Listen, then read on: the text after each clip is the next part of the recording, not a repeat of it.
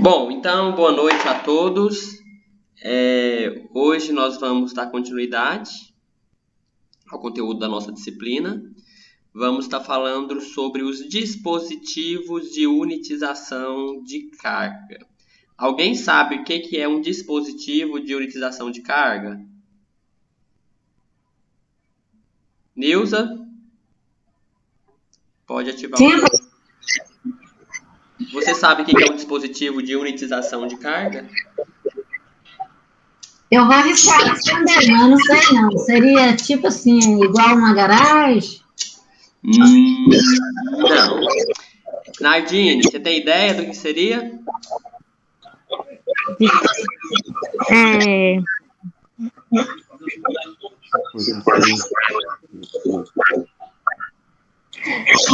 Não sei, professor. Eu acho a disposição para utilizar. Como o nome próprio diz, né? Unitização. Unitização, quando a gente fala essa palavra, a gente lembra de algo como único. Então, unidade, uma coisa só.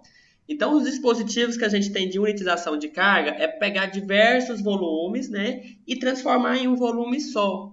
E um dos mais comuns que a gente tem hoje, que são utilizados para unitizar as cargas dentro, né, do transporte de cargas em si, são os pallets, os containers, né? São os dois mais comuns que a gente tem aí que atuam nessa parte de unitização de cargas, né? Ou seja, muitas vezes tem lá um carregamento quando você vai numa distribuidora, né, atacadista. Então, carregamento lá de leite. Mas o que? Os leites, as caixinhas estão tudo dentro de uma caixa maior e a caixa maior está toda em cima de um pallet e sobre o pallet, né, tá esse comboio aí e todo envelopado aí com papel filme. Outra coisa, quando eu vou mandar aí o meu vou trabalhar com a parte de exportação, né? Vou mandar uma carga aí de soja ou de grãos lá para a China. Onde que ela vai? Ela vai ali pelo transporte, como a gente viu, né, na aula passada, o transporte marítimo, porque é o que? É o transporte a longa distância internacional. Ele não é fluvial, porque o fluvial é só no território nacional. Então, quando eu vou pro internacional, eu trabalho mesmo trabalhando com água, sendo aquaviário, vai ser o marítimo em si. Então, o container é outro modelo aí de dispositivo de unitização de carga. Bom, nós temos como definição de o que seria cargas unitizadas, né? Então, carga unitizada é um número de peças ou bloco de materiais arranjados e acondicionados de tal maneira a possibilitar manuseio, transporte e armazenagem por meios mecanizados como se constituísse uma só unidade. Então, beleza. Eu falei aqui que é um número de peças ou blocos de materiais. Então, como a gente deu o exemplo de caixa de leite. Então, tem um número N lá de caixas de leite. Arranjados e acondicionados. Ou seja, todos os fardos de leite estão um do lado do outro ali e arrumados de uma maneira que eles estão firmes e não vai cair, né? E, além disso, eu passo todo o envelope ali de papel filme, né, para ficar mais rígido. E com isso eu consigo o quê? Eu consigo manusear, transportar e armazenar por meios mecanizados. O que seriam esses meios mecanizados que a gente tem aí nos grandes centros distribuidores, né? As nossas empilhadeiras é um exemplo aí. Outro meio mecanizado que a gente tem que trata a parte de cargas, né? Os nossos braços mecânicos aí que pegam, né, os containers aí, de forma que constituísse uma só unidade. Então, por exemplo, em um container a gente tem o quê? Muitos, mas muitos grãos. Ou seja, no container também eu posso ter muitos sacos, né, de grãos, muitos sacos de milho, muitos sacos de arroz. Mas só que quando eu estou vendo um container, eu estou tratando o quê? De uma unidade. Então, por isso que eu falo que é unitizado. Eu tenho muitas peças, né, ou muitos blocos, ou ali, no caso, muitos pacotes, mas ele compõe, né, um único volume só, ou seja, uma única unidade. Então, por isso que eu chamo de unitizado. A mesma coisa no nosso exemplo aí da caixas de leite numa rede de atacadista de supermercado, né? Então, tem diversas caixas de leite lá, mas por fato dela estar toda acondicionada ali em cima do pallet, né, envelopada, ela compreende como um único volume, certo? Bom, então a carga unitizada, ela baseia-se no princípio de que é mais fácil movimentar diversas cargas de uma só vez, ao invés de operações sucessivas com cargas individuais ou pequenas. Imagine o seguinte, suponhamos que vocês trabalham numa rede de atacadista. E ali na rede atacadista você tem que guardar, chegou o caminhão, né, de leite, e tem que, descarregou, e dali você vai ter que guardar aquilo no local onde ficam os leites, todos os leites. Imagine que chegou aí 3.000 caixas de leite. Imagine se você tivesse que guardar caixa por caixa. O trabalho que ia ser, né? Além do cansaço que ia ser, e além o quê? Do quanto o empreendedor, no caso o proprietário do atacadista, teria que desembolsar funcionário para fazer aquele serviço. Enquanto com a carga unitizada, o que eu preciso? Eu preciso de apenas um funcionário que seja treinado, que opera ali um meio mecanizado que seria a empilhadeira, né? Apenas um funcionário, apenas no suporte do pallet, né? E isso é feito o quê? Em um período muito curto. Então, suponhamos que se você levasse um dia inteiro para guardar 3.000 caixas de leite, né? Em 4 minutos, uma pessoa consegue pegar com o pallet lá e guardar aquelas caixas de leite todas lá, onde que é o local dela. Então, as cargas unitizadas aí, elas trazem para a gente essa certa vantagem, né? Ou seja, na qual eu consigo movimentar diversas mercadorias, ou seja, diversas cargas, diversas unidades, de uma única só vez, pelo fato dela estar ali unitizada em uma carga só. Correto? Certo, pessoal? Sim, professor. Ok. Sim, professor. Bom, quais são os resultados que a gente tem aí decorrentes do uso de carga unitizada? Ou seja, os resultados positivos e as vantagens. Primeiro, eu vou ter redução no tempo de carga e descarga, otimização do uso do espaço cúbico nas instalações de armazenagem, ou seja, além de eu ter uma certa rapidez, né, para carregar e descarregar, eu vou ter aí uma otimização do espaço cúbico, né, ou seja, do espaço disponível para armazenagem, porque com as minhas prateleiras para armazenagem, sendo elas altas, e com a empilhadeira eu consigo ter esse acesso aí de armazenar e depois retirar. Já se fosse de forma manual, isso seria de certa forma, né, meio que impossível. Porque imagine você subir, a gente tem algumas prateleiras que elas são na ordem de 6, 8 metros de altura, certo? Imagine você ter que subir uma escada com essa altura para pegar uma mercadoria. Além de ter o risco o quê? O risco de a mercadoria cair, danificar, o risco de não ficar bem acondicionada, tem o próprio risco, né, que o colaborador sofre também aí de cair aí dessa certa altura.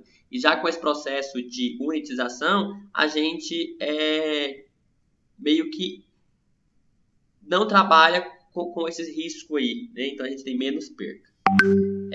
Redução no tempo de inventários. O que seria essa redução no tempo de inventários?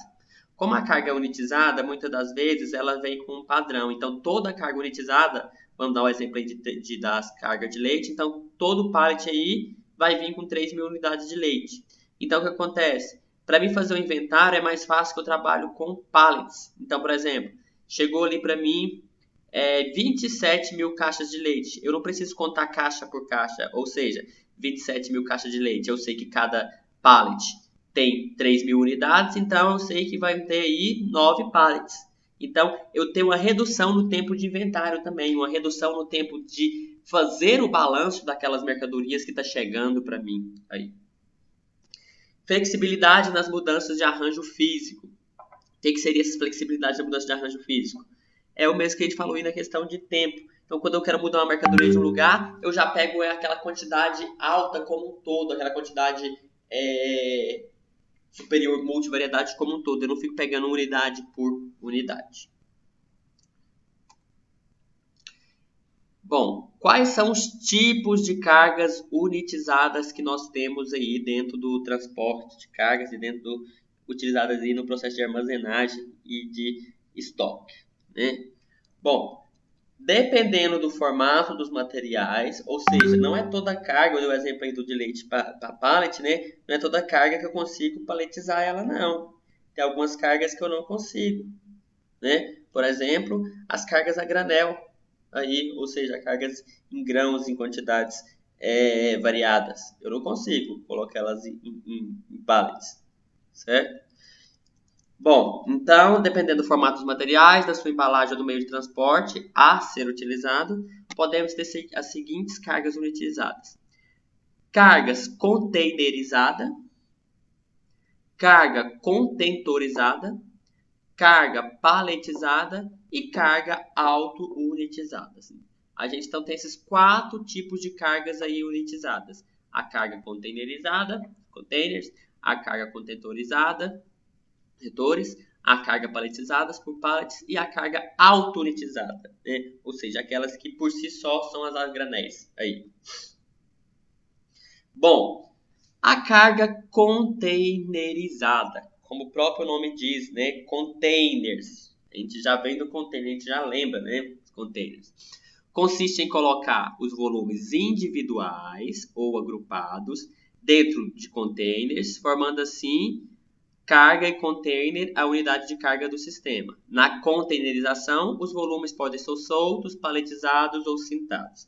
Então, como vocês podem ver aqui na imagem, né? Aqui é o container. Então, vou pegar diversas cargas individuais e transformar numa carga só. Então, quando eu for lidar, vou lidar só com... Aqui. Só com essa carga do container. Entretanto, quando eu vou fazer esse carregamento aqui, eu posso o quê? Eu posso colocar elas de forma individual ou posso colocar elas de forma agrupada. O que seria de forma individual? Igual tá aqui do lado, as caixinhas uma por uma solta, né? Eu posso pegar aí manualmente, colocar uma por uma lá, ou posso colocar ela agrupada. Como que tá aqui agrupada? Aqui ela tá sobre o pallet, né? E como vocês conseguem ver, eu tenho uma carga unitizada que vai dentro da outra carga unitizada, que são a carga paletizada dentro do container. Então, é possível a gente ter mais de uma forma de unitização em um carregamento. Então, esse aqui é um exemplo bem trivial, né, e verídico que demonstra isso. Ou seja, eu tenho a primeira unitização aqui, que é por meio dos pallets, aí, que ela está totalmente agrupada, e disso eu jogo ela lá dentro, né, e ela vai estar dentro de uma carga containerizada, e daí depois eu venho com as outras que podem ser soltas também. E com isso, vocês vão ver aqui do lado direito que a gente tem o quê? Uma série de containers. Então, por mais que a gente tenha muitas mercadorias dentro de cada container, então vamos supor que eu tenha aí 100 caixas em cada container. Quando eu vou fazer o inventário, quando eu vou fazer a parte de expedição para me ter controle do que entrou, do que não entrou, quando vai fazer a parte de movimentação, eu não vou contar aquelas caixinhas que estão lá dentro de cada container, não. Eu vou contar a quantidade de container. Então, aqui nesse exemplo, suponhamos que tenha 30 mil unidades de caixa, né? O que eu vou contar? Vou contar apenas os containers, que no caso aqui, 6 vezes 3, 18, 19, 20, 21, 22 containers que a gente tem aqui. Então, beleza, tá falando que tem 30 mil caixas lá, ok, mas o que vai chegar para o meu registro lá, para a minha parte do meu controle, sobre movimentação e expedição, vai ser o quê? Vai ser o volume unitizado aí, certo? Bom, histórico do container, né? Como que ele surgiu, né? Bom, os containers foram criados na Segunda Guerra Mundial, cuja funcionalidade dele, né, foi como hospital de campanha, possível de ser utilizado entre os diversos modais de transporte. Uma coisa que voltou, né, para a gente há pouco tempo atrás, né? Os hospitais de campanha que foram feitos aí em função do Covid-19, né? Muitos deles foram feitos com container. Então, ele surgiu lá na Segunda Guerra Mundial como hospital de campanha e ele teve o uso agora novamente. E além da gente colocar o container como um dispositivo para unitização de cargas, a gente tem diversos outros usos dele, né? Aqui hoje, atualmente, por exemplo, na construção civil são utilizados containers aí para acomodação de materiais e ferramentas quando a gente não tem nenhuma parte edificável, quando vai começar a construir ali do zero. Já tem containers, né, que são utilizados como residências mesmo, que eles são auto-acondicionados, o Couto faz toda uma parte estrutural ali, então as laterais deles passam a ser paredes de vedação. Então, com isso, né, viu-se, após ter criado esse container, viu-se a utilização deles como dispositivo de unitização. Então, um histórico que a gente tem em relação aos containers. Então, em 1950... Professor, esse do container que você está falando, um dia eu assisti uma reportagem na televisão, aí eu vi ao vivo, lá tinha algumas mulheres que trabalhavam nessa área, de pegar aqueles containers com a máquina. Certo. As máquinas. Aí eu vi eles se movimentando, eles mostrando tudinho. O que acontece, ô Nilson? Lá no vídeo da aula passada, sobre os modais de transporte, aí nós falamos que o transporte aquaviário é o mais utilizado hoje aí para o transporte que a gente fala a longa distância. Ou seja, o aquaviário na designação do transporte marítimo, que é o que a gente trabalha com a parte de internacionalização. E como a gente manda essas mercadorias, né, para fora do país? Pelo fato dos navios serem navios graneleiros, ou seja, a carga que é acomodada dele, ela não vai toda protegida em si, vamos dizer, os containers, quer dizer, todos eles não vai no comboio ali, muitas delas vai tomando ali, fica ao meio ambiente, né? Então toma sol, toma chuva. Então o que viu? Viu-se a necessidade de ter um material que protegia a minha carga, que unitizava ela e que não ia pegar e degradar com as variações climáticas aí, né, que a gente tinha. Então, por isso que a gente utiliza o container. E como você falou que viu, né, os maquinários aí, mulheres operando esses maquinários para a movimentação deles, e realmente é assim. No Porto de Santos mesmo, né, a gente tem muita movimentação desse container. Eu não sei se vocês foram no Porto Seco de Anápolis, também a gente chega muita carga lá em container, mas a diferença é que o quê? Que ela chega pelas ferrovias, né, em si, e é um porto seco, né, um porto na qual o transporte utilizado seria aí o aquaviário, certo? Bom, então em 1950 o exército americano desenvolveu o seu recipiente chamado CONEX, ou seja, Container Express Service, né, então foi o primeiro container que surgiu lá. Em 1955, a Malcolm McLean, que é uma empresa que até hoje tem, né, fundou-se a Sea Land Service, mediante a aquisição de 37 navios adaptados para o transporte de containers. Em 1958, o mundo sentia a necessidade de padronização das medidas desses containers. Por que tinha necessidade de padronização das medidas desses containers, né? O principal problema se falta no quê? A matriz que vai fazer o transporte desses containers aí, depois que eles chegam no porto e vai até as indústrias, ou vai até os centros atacadistas, ou vai até os terminais de cargas, elas são distintas de um país para o outro, ou seja, a infraestrutura nunca é a mesma. Então, visto, né, essa variedade que tinha, então muitas vezes chegava um container lá da China que eu não tinha adaptação para transportar ele aqui no Brasil, pelo modal rodoviário ou pelo modal ferroviário. Então, aquele container ficava ali, de certa forma, sem movimentação. Então, o que eu teria que fazer? Teria que abrir ele e tirar mercadoria por mercadoria. Daí, eu teria o quê? Um maior custo de tempo e um maior gasto de verba. Então, visto isso, essa diferença que tinha de um local para outro, viu-se a necessidade, né, de padronizar a geometria desses containers, ou seja, de padronizar as medidas dele, de forma que, se eu pegar um container aqui no Brasil, mandar esse container lá para a China, para o Japão, para a Índia, para a Coreia, para os Estados Unidos, para a Europa, vai ser a mesma medida, então a ferrovia de lá vai conseguir carregar, os caminhões de lá vão pegar e conseguir carregar, ok? Então isso foi possível somente em 1958, né? Então a América, lá na América, a Ásia e na Europa, a ISO formaram seus respectivos containers para estudar, normalizar e padronizar a fabricação desses receptáculos. Aí em 1968, depois de muitas ressalvas e controvérsias, o mundo todo, né, adota como padrão as especificações e as dimensões propostas pela ISO. embora alguns países as dimensões da asa ainda sejam aceitas. Então, o que acontece? Ficaram, você vê, de 1958 a 68, 10 anos, a ASA e a ISO ir com padrões diferentes. Então, a gente tinha dois padrões diferentes. Então, esses dois padrões diferentes, de certa forma, prejudicavam. Porque quando eu ia fazer a minha infraestrutura, por exemplo, ia fazer a minha ferrovia, eu tinha que me ater aos dois padrões. E isso ficava bem mais caro em si. Então, passados 10 anos, né, tudo foi normativado aí de acordo com as dimensões aí da ISO.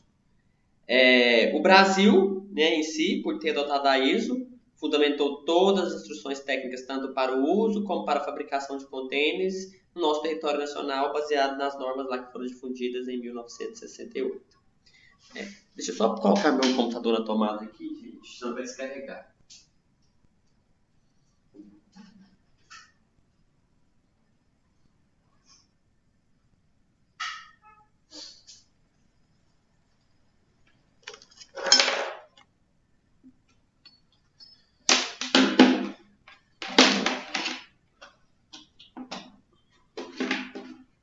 Bom, então agora, né, um breve histórico aí do container. Então a utilização do container foi rapidamente consolidada no transporte mundial, em todos os tipos de modais, ou seja, no modal rodoviário, no modal aquaviário e no modal ferroviário. Rodoviário, aquaviário e ferroviário. Só que a gente também tem containers, né, dentro dos modais aí aeroportuários. Só que o nosso container do modal aeroportuário, ele é um pouco diferente, ele não é igual a esse não. A dimensão dele é menor e ele é de forma de um pentágono, ok?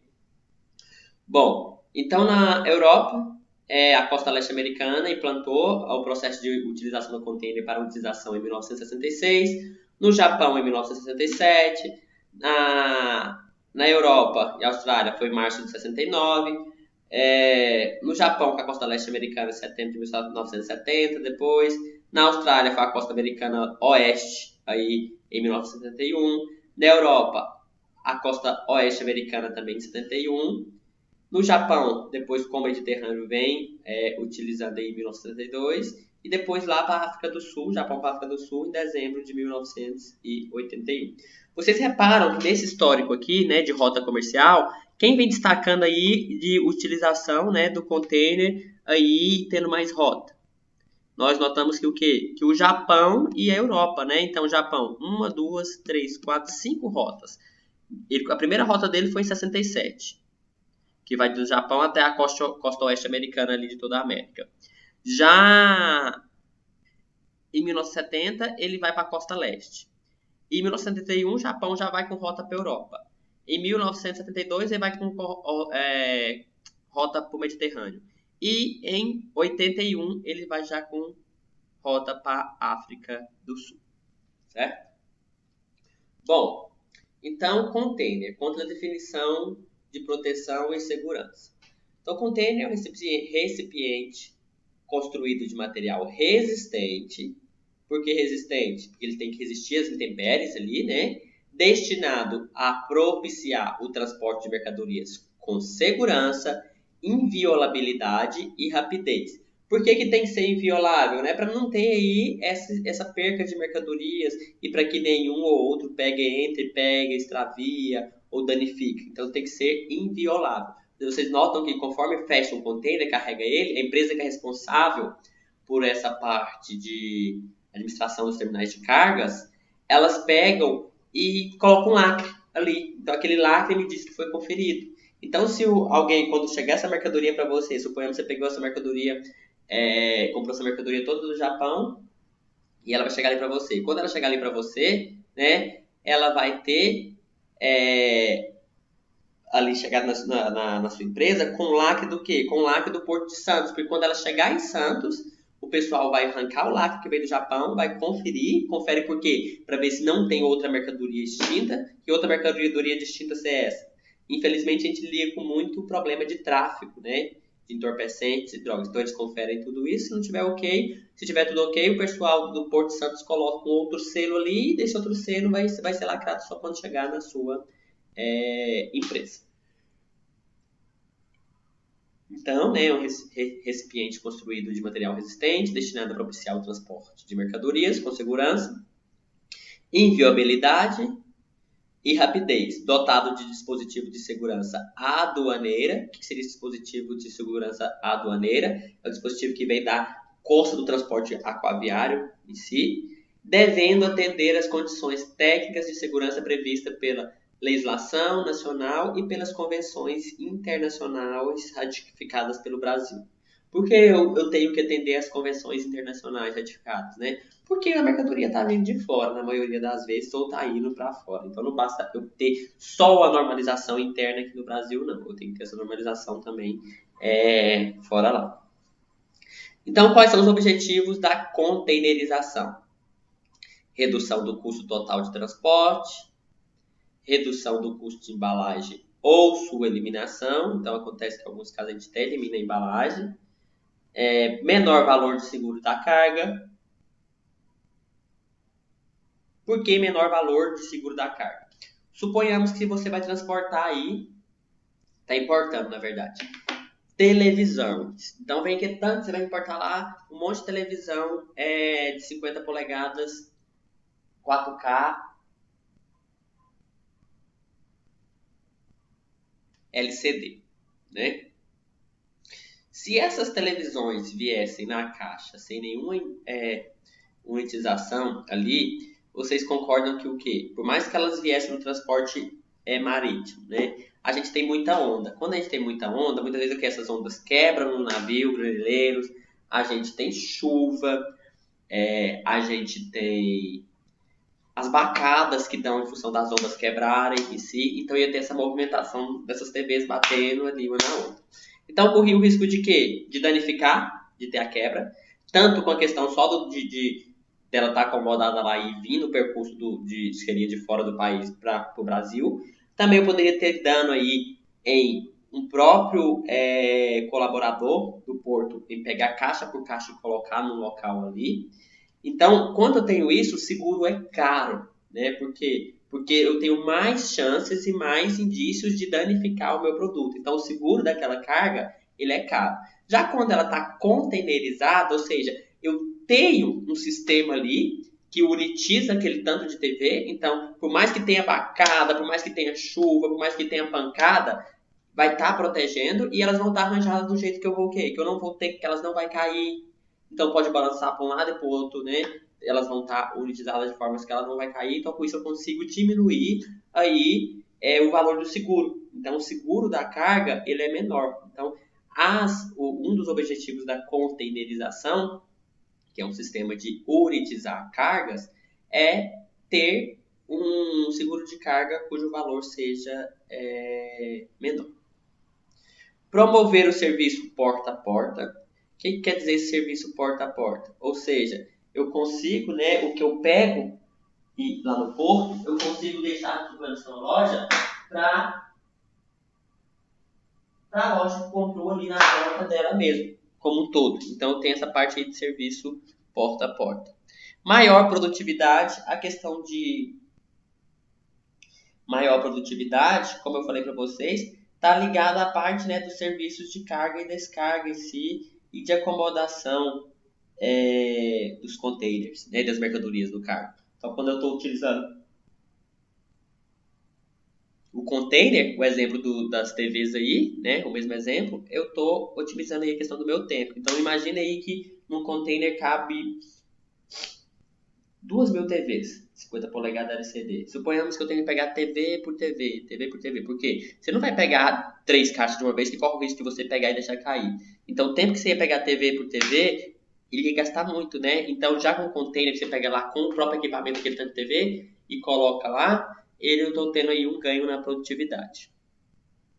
Mobilidade entre modais. O que seria essa mobilidade entre modais? Ou seja, eu consigo pegar esse container, essa carga dele, e ele está lá no navio, então com o meu guindaste eu consigo pegar ele e alocar ele ali em um vagão da ferrovia, ou consigo pegar ele e alocar ele ali na plataforma de uma carreta aí em si. Então eu tenho essa mobilidade aí entre os modais.